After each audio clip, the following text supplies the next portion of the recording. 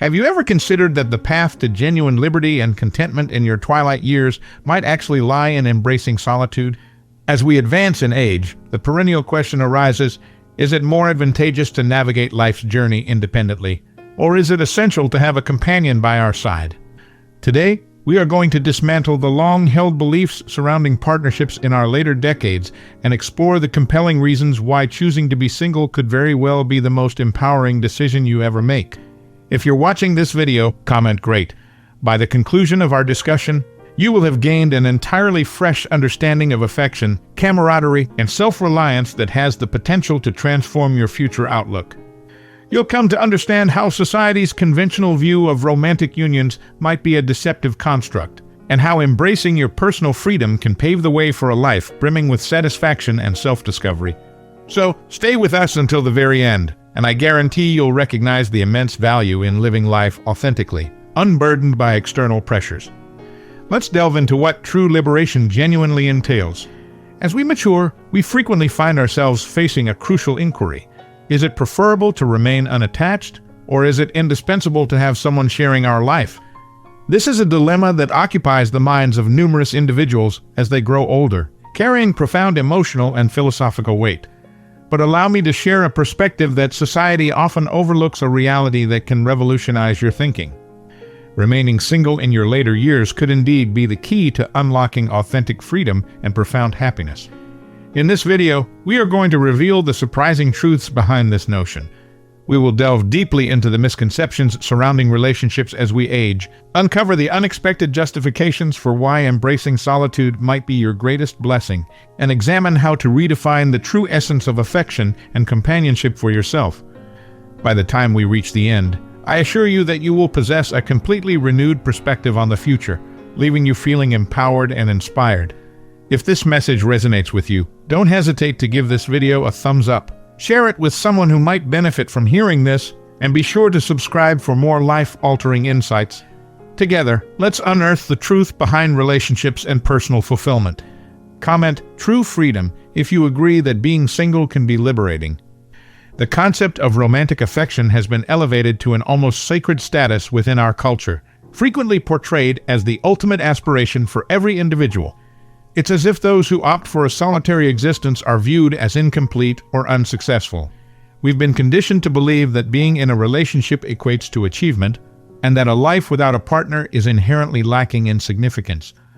However, all one needs to do is observe the world around them with an open mind to recognize that this idealized notion is nothing more than a fabricated myth, a construct that many blindly adhere to despite the truth being readily apparent. It's almost astonishing that this fundamental reality isn't more widely acknowledged. Humans are born free.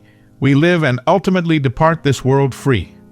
Every other aspect, every relationship, every societal expectation is simply circumstantial, an illusion crafted by external influences. When you take a step back and analyze the situation objectively, it becomes strikingly clear how many individuals are ensnared in relationships they no longer desire, yet continue to feign happiness because admitting they might be better off alone would be tantamount to acknowledging failure in the eyes of society. Relationships often develop out of sheer momentum, a habit deeply ingrained in us since our formative years. This is just what people do, we're told. The truly tragic aspect of this is that society, rather than questioning this norm, actually celebrates it, encouraging individuals to persist in emotional partnerships that offer no genuine fulfillment. The affection they promote isn't genuine affection at all. It's a gilded cage built on illusions. It doesn't elevate you, it holds you down. Sure, in the initial stages, there's excitement and passion. But when those initial sparks fade, all that remains is the dull residue of routine, masquerading as commitment. And why? To avoid being labeled as lonely, to evade confronting the discomfort of genuine solitude. It's a steep price to pay for sidestepping a confrontation with oneself and the fundamental truth that we are ultimately alone in this world. The narrative often commences with attraction, a process that has evolved into an almost farcical performance. What was once an authentic pursuit of connection has now degenerated into a charade. It's as if we're engaged in a theatrical production driven by ego, where the objective isn't genuine companionship, but a superficial display for validation. We've drifted away from seeking profound, authentic connections and instead entered a social game where the victor is the one who deceives best, performs most convincingly, and curates the most appealing online persona. And we label this romance. It's remarkable how many relationships are founded on these very falsehoods. We construct an image of ourselves that is often a far cry from reality, striving to impress from the outset.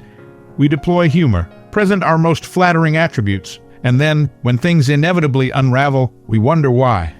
What did we expect from a relationship built on deception, when we ourselves were complicit in that deception from the very beginning? If you harbor the belief that finding affection later in life will somehow resolve all your issues, allow me to offer a sobering truth. Affection doesn't fix anything. In fact, it often complicates matters further. Comment "Truth revealed" if you've ever felt societal pressure to be in a relationship. What we commonly refer to as romantic affection is, in reality, a socially sanctioned form of possessiveness. We've been taught that affection is synonymous with need, and that to achieve happiness, you must have another person by your side. But here's the crux of the matter. If you require someone else to be happy, then you've already surrendered your power. You've lost touch with your own inner resources. The real tragedy isn't being alone. It's residing with someone who leaves you feeling emptier, more disconnected from your authentic self than you would feel in your own company. As you'll come to understand, this is the true misfortune. People often proclaim that you'll find happiness once you discover your other half. But isn't that a profoundly demeaning concept? It implies that you entered this world incomplete, as if you were born with some vital component missing, and that you necessitate another individual to make you whole. I would much rather remain without the so-called other half. Thank you very much. Society exerts immense pressure on individuals to enter into relationships, with the same force and persistence it employs to push us into purchasing life insurance. And if you don't have a partner, they treat you as if you're some sort of anomaly, as if there's something fundamentally wrong with you. They label you a social failure. But here's the absurdity. The real absurdity lies not in being alone, but in seeking companionship purely out of fear of judgment from others. Romantic affection has ceased to be a genuine choice and has transformed into an artificial necessity. You don't love because you genuinely desire to. You love because society has instilled in you that you should. True affection, however, isn't born from the apprehension of being alone. It emerges from the liberation of being at peace with oneself. The genuine reason many individuals remain in unfulfilling relationships is because they are terrified of loneliness. But here's the irony.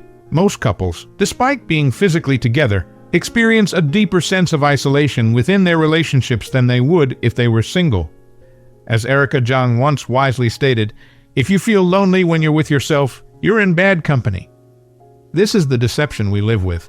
Couples don't unite because they genuinely yearn to be with each other. They come together because they cannot bear the thought of being alone. In these relationships, emotional dependency supplants genuine affection, and surveillance replaces trust. If you find yourself needing to know your partner's whereabouts at every moment, then you don't have a relationship. You have an emotional prison. Infidelity becomes the specter that haunts every interaction, and it's understandable why societal bonds are fraying and fidelity has become the exception rather than the norm. We spend our lives scrutinizing phones, glancing over our shoulders, and living in a perpetual state of paranoia that our partner might be unfaithful. This is what we've transformed affection into, a suffocating, fear-driven dynamic. What kind of partnership is it when the underlying anxiety is that your partner will become bored or seek someone else? If you find yourself checking your partner's phone, there's an unspoken truth that no one is willing to confront. The relationship is already over. It's just that no one dares to articulate it aloud because it's easier to maintain the pretense that everything is fine. But here's the most difficult truth to accept when you're trapped in this cycle of suspicion. Even if your partner hasn't done anything wrong, the damage is already inflicted, especially if they are attractive or active on social media. You become ensnared in a never-ending loop of doubt. It's no longer solely about infidelity.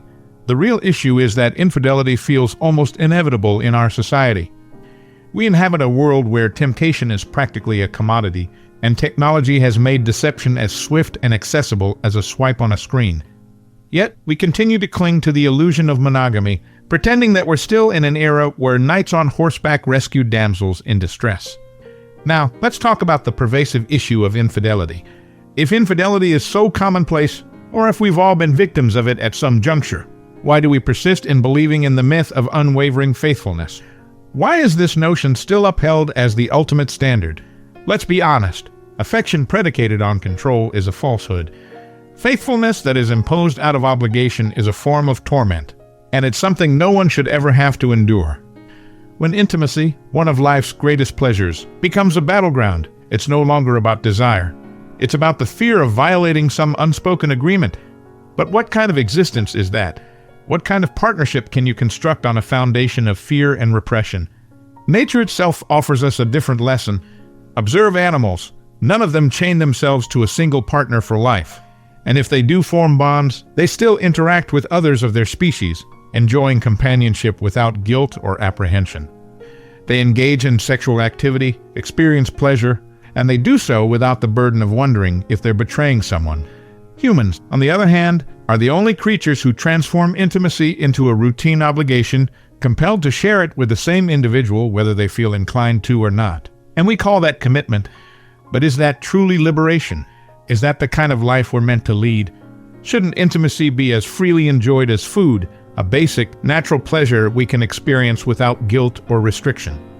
Why should we allow outdated societal norms to dictate how we experience something as fundamental as our desires?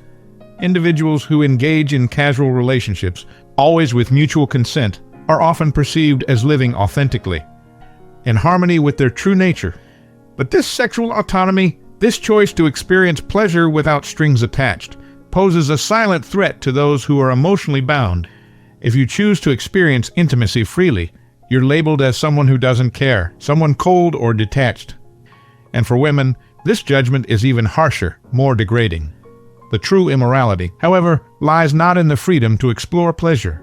It's in the hypocrisy of feigning purity while secretly fantasizing about being unfaithful to the person you're with. So, what prevents us from living authentically? It's the very same societal norms that even those who preach them don't adhere to. It's the hypocrisy of those who champion faithfulness but secretly yearn to break every rule they impose on others. I'm not advocating for indiscriminate sexual freedom, as that can often lead to obsession and a form of mental imbalance. However, I firmly believe that there's nothing inherently wrong with enjoying intimacy when you feel inclined and believe it's right for you. We've been conditioned to view intimacy outside the confines of a partnership as sinful. But what is truly sinful is forcing ourselves into relationships we don't genuinely desire or need, simply because society dictates it. The requirement for mandatory faithfulness is perhaps the most absurd prison we've constructed for ourselves. And herein lies the great hypocrisy. Those who preach most vehemently about monogamy are often the ones struggling most with their natural instincts. They are burdened by the very chains they refuse to break free from, even though they know deep down they are suffocating. Comment natural instinct if you believe humans are not naturally monogamous. The truth is simple. Forced monogamy breeds tension, not affection. Human desire is as fundamental as the need to breathe, and suppressing it doesn't make it disappear. The more you attempt to repress what is natural, the more it will consume you. Just reflect on the video I previously created on this very topic. It serves as a warning about the perils of denying our own fundamental needs. If you choose to share your life with someone, do so because you share a common vision, a mutual project, and a profound understanding, not because you believe you need them to complete you. Affection becomes fragile when it's rooted in dependency, when one person's happiness is entirely contingent on the other. Relationships should not be about sacrifice or losing oneself for the sake of another. True affection is about connection, mutual respect, and shared aspirations. The issue isn't necessarily having a partner. It's believing that marriage or lifelong commitment is mandatory simply because society deems it the normal thing to do. That belief, that pressure to conform, is a recipe for unhappiness. It's astonishing that some individuals still believe that adhering to these societal norms will lead to emotional success. These are often the same individuals who blindly trust governments and institutions to safeguard their rights, despite clear evidence to the contrary. True liberation commences the moment you cease playing the game that society has established for couples. And if reading this makes you uncomfortable, perhaps it's because, deep down, you recognize the truth in what I'm saying. People frequently assert that faithfulness is the ultimate expression of affection. But what they often fail to acknowledge is that faithfulness, in many instances, is rooted in apprehension of losing the other person, apprehension of boredom, apprehension that they will discover someone else who can offer what you cannot. Modern affection, for many, is nothing more than a performance of commitment, masking a deep well of insecurity. How can you label something as affection if it necessitates constant surveillance? We inhabit a culture where it's commonplace to scrutinize phones, interpret silences, question motives, and manipulate situations to feel secure. When distrust becomes the bedrock of a relationship, passion withers. All that remains is routine, staying together because it's expected or because a child has been conceived. That's not affection. That's inertia. Affection should never be viewed as an exclusive contract, bound by rigid rules and obligations. Instead, it should be regarded as a respect-based agreement, where each individual involved recognizes that freedom is an inherent aspect of life and not a threat to the partnership. Genuine freedom is indispensable for the growth of individuals, and once we embrace it, we begin to comprehend that relationships transform, not because they are chaotic or unanchored, but because desire is no longer suppressed or considered taboo. Comment, embrace freedom, if you believe freedom is essential in any relationship. This transformation, of course, clashes with societal expectations. Society has conditioned us to fear the potential loss of a partner so intensely that many ultimately suffocate their loved ones with excessive control. The belief that control will guarantee faithfulness is a perilous myth. In reality, control only ensures resentment and inevitably erodes the very foundation of a relationship. The need for constant reassurance and affection from a partner, for many, is like a currency that inevitably depreciates over time. When genuine desire, whether emotional or physical, resurfaces, most people either suppress it or conceal it, leading to internal conflict. What might have begun as an open, honest connection gradually morphs into a slow-burning deception, suffocating the vitality that once characterized the bond. True affection does not necessitate walls or imprisonment. If you must confine someone to keep them by your side, you have already lost them in spirit. The bird that feels the constraints of a closed cage will yearn for the open sky, not the restrictive bars that confine it. Comment open sky if you believe in freedom within relationships. We inhabit a society that glorifies relationships because the state of being single challenges the control mechanisms that uphold societal order. An individual who walks alone is independent, unafraid of loss, and unwilling to conform to the narrow confines of prescribed roles. This autonomy is perceived as a genuine threat by a society that insists on individuals fitting into the molds of traditional partnerships. The truth is that those who choose to walk a solitary path embody the freedom to exist authentically, unburdened by the expectations imposed upon them by others, and this freedom, to some, is more terrifying than anything else. Throughout our lives, we've been taught that being alone is a failure, something that must be rectified. We are conditioned to believe that a life without a partner is incomplete, an unfinished project awaiting resolution. But in reality, being single is not an accident. It is a conscious choice, one that demands courage and one that few are truly willing to make. Ironically, those who criticize the single life are often the very ones trapped in relationships that no longer serve them, relationships they drag through life like heavy burdens they are too afraid to set down. The notion that coupledom should be the default is a social construct that limits our personal growth and perpetuates unhealthy dynamics. The true, natural state of human existence is freedom, the freedom to be oneself, regardless of societal expectations. The animal kingdom reminds us of this in their behaviors. Wolves, for instance, hunt in packs but sleep alone. Lions live in groups but form no lasting emotional contracts. They operate with a profound understanding of independence, a concept we often overlook. Only humans have managed to transform affection into a perpetual pact, an unending cycle that denies the most fundamental right of all, the right to exist without attachment. Emma Goldman once astutely observed, "The worst kind of slavery is one where the slave loves their chains." And this is precisely how many of us live today, clinging to relationships because they offer a semblance of security, even though deep down we recognize that security is nothing more than a meticulously crafted prison. The couple dynamic, in many ways, functions as a net, a web of promises that appear to offer stability, but ultimately lead to emotional instability. The most absurd aspect is that singlehood is often viewed as a problem, particularly when it comes to women who are pressured to find a partner as quickly as possible before their biological clock runs out. When someone remains single for an extended period, society tends to pity them, as if they are missing out on some vital aspect of life.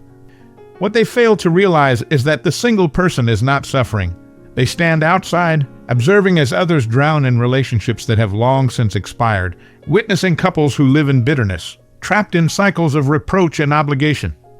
Sometimes I even find a strange comfort in seeing how those same couples criticize my single life, even though they are bound by chains they refuse to acknowledge.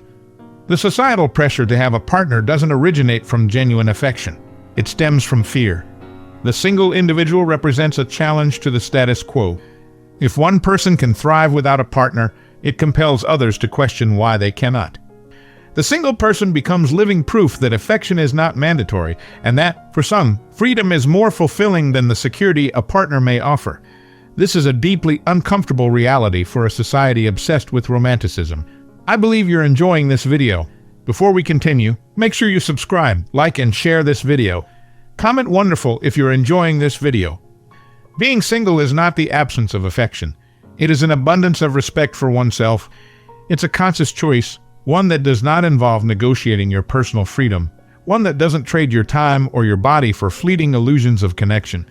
It's a refusal to participate in the circus of attraction and possession, the endless game where everyone feigns indifference while desperately vying for attention. This dynamic is absurd, schizophrenic, and inherently paranoid.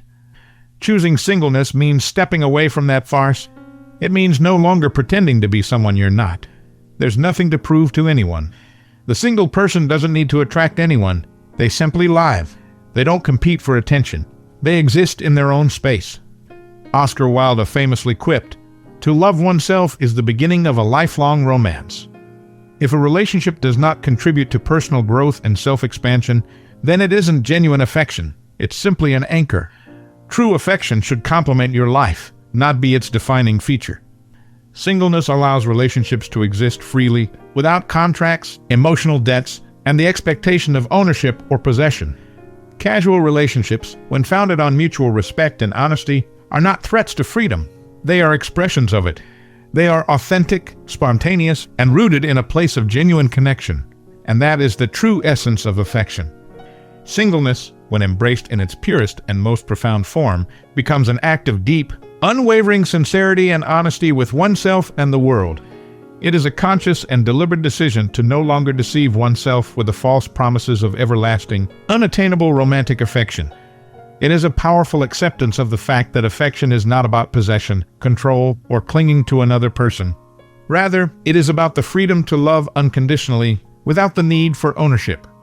It is the ability to enjoy life and its experiences without attaching rigid promises or expectations, knowing that true connection does not require the sacrifice of oneself. Singleness is not a mere phase or a temporary state. It is a destination, a place where you come to realize your inherent worth and strength, free from the pressures of external expectations. This destination is called freedom, and it's a place where only a few ever truly arrive, because most people become lost in relationships that should have never begun, relationships used as distractions from their true selves, their personal growth, and their overall well-being. Comment self-respect if you believe being single can be an act of self-respect. At its core, being single is neither a punishment nor a flaw. It is, in fact, a profound opportunity. It is a chance to live fully, explore every facet of who you are, and discover what genuinely brings you happiness, without the weight of imposed commitments or the unrealistic expectations that often accompany the complexities of romantic entanglements. Life is not about conforming to society's narrow standards or seeking approval from others. It is about taking ownership of your own journey, creating your own narrative, and deciding for yourself what brings you peace and fulfillment. If that path involves walking alone for a time, then let it be a walk that is rich with freedom, self-discovery, personal growth, and the deepening of self-love. Reflect for a moment on the choices you've made in your life and on the path that lies ahead. Consider the messages you've internalized about affection, relationships, and your own sense of worth. Remember this: the true measure of your happiness is not found in the presence or absence of a partner, but in your ability to be authentic, to honor yourself, and to live a life that aligns with your inner truth. The key is not the status of being single or in a relationship. It is being true to yourself, finding peace within, and walking a path that nourishes your spirit. Thank you so much for joining us today. We've explored some profound and meaningful insights together. Now, I want to hear from you. What have you learned so far from today's message? Is there something that resonated with you deeply, something that touched your soul or sparked a new way of thinking? Please share your thoughts in the comments section below.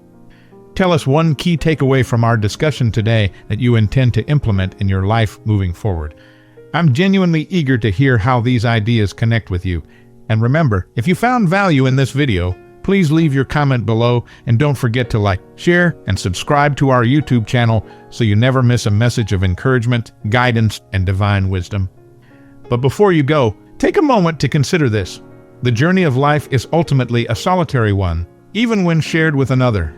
True contentment stems not from external validation or the presence of a partner, but from the deep wellspring of peace and self-acceptance that resides within you.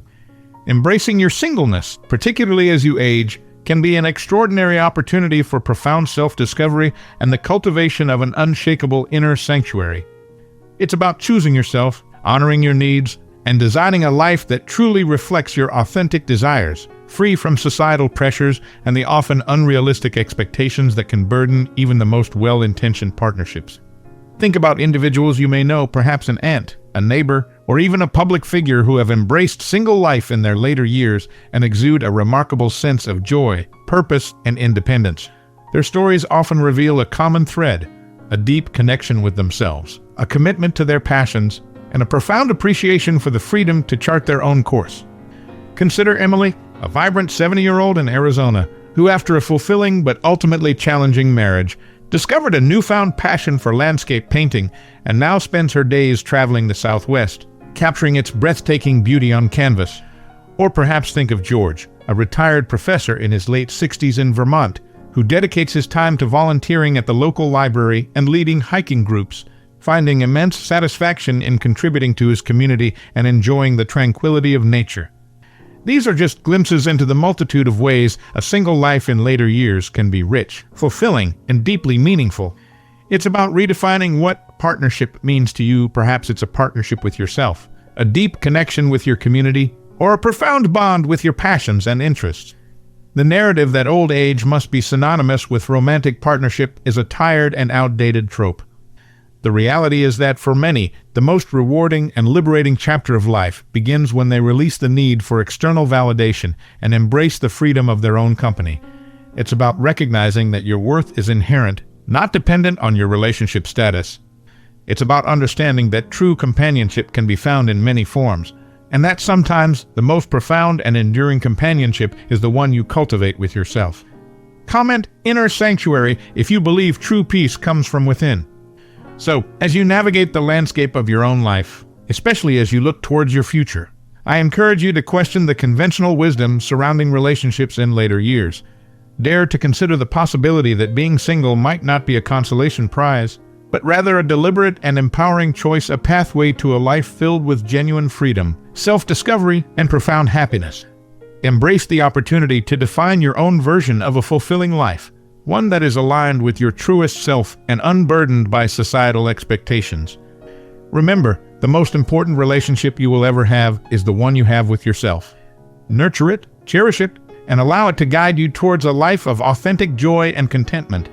And as you embark on this journey of self-discovery, don't forget to explore the wealth of other insightful videos on our channel. We delve into a variety of topics designed to empower you, inspire you, and help you live your most fulfilling life, regardless of your relationship status. From tips on cultivating self-love and building strong friendships to strategies for embracing independence and finding joy in everyday moments, our channel is a resource for anyone seeking to live a life of purpose and authenticity. So, before you go, take a moment to browse our other videos. You might just discover your next source of inspiration or the answer to a question you've been pondering. Thank you once again for spending your valuable time with us today. It has been an absolute pleasure sharing these insights with you. Remember to subscribe, like, and share this video with anyone who might benefit from this message.